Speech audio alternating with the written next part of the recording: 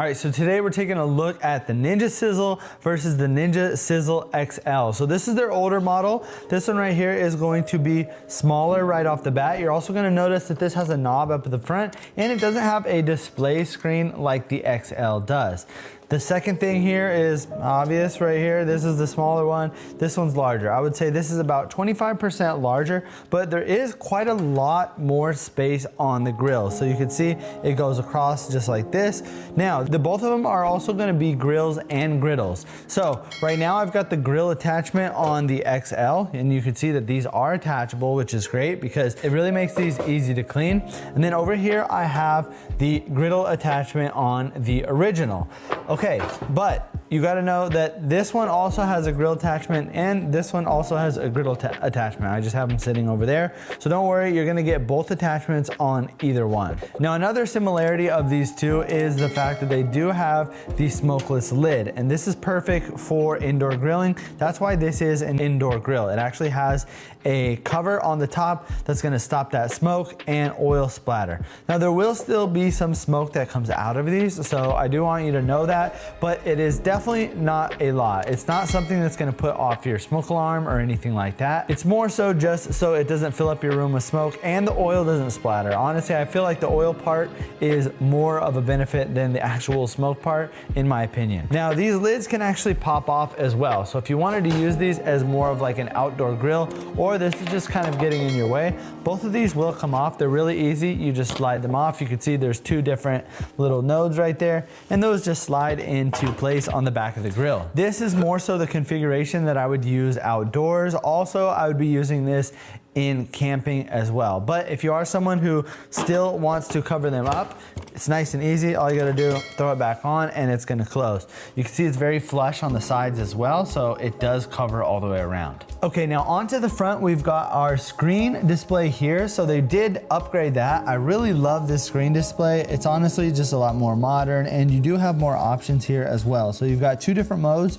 You've got your grill and griddle option right there, and then you've got your custom temperature mode. So you can go ahead and click on the temperature button, use this knob and flick through the different temperatures. You can click this temperature button right here and flick through the different temperatures. Also, you can set the time on here as well. Then you've got your start and stop button. Then over here on this one, you literally just have a knob and that's it. So you just go from off up to whatever temperature it is that you want to be at. Now both of these grills are going to heat up to a total of 500 degrees, and it only takes about 8 minutes for them to do so. So compared to something like a charcoal barbecue grill, this is going to be a lot faster, and the convenience of actually having both of these inside is just way better than having to go outside to grill every single time. There's so many use cases where I want to just maybe whip up a burger. I don't want to go outside and either be in, in the cold weather or the super hot weather and have to wait for everything to heat up. At that point, I'm just like, forget about it, I'll just eat something else. But having this around the house is really nice because you could pop this up and throw on a burger really quick. And then these are gonna pop off. These are non-stick, non-toxic materials that these grates are made out of. So you don't have to worry about any forever chemicals.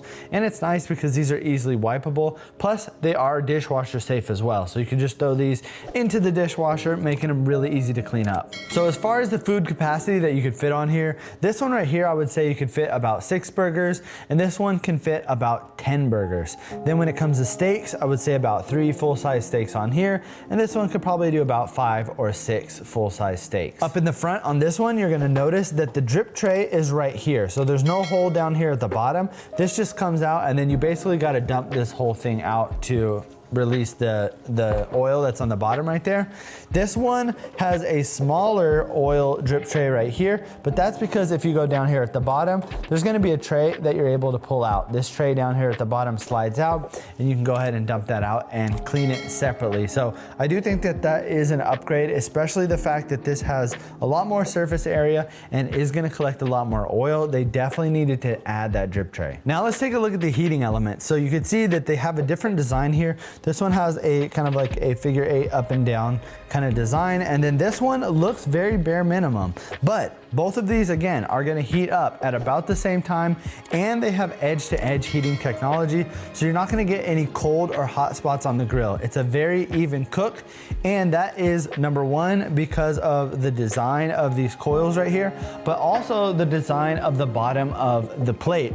The way that this is made is very conducive to heat, and it's also going to spread that heat out throughout the whole plate. So whenever we're cooking, there's never really a spot where I'm like, it's like not working as good here, or it's too hot in this area. It really does do a good job of spreading everything out on both of these grills. So what I think it's really gonna come down to when making your decision between the two is how much food are you gonna be cooking and how much space do you wanna have? If you're gonna be cooking all the time, or you just want a little bit more space, maybe you make a full spread breakfast, I think this one would be the better option. If you're gonna be going camping, if you've got a lot of people with you, this thing just makes sense.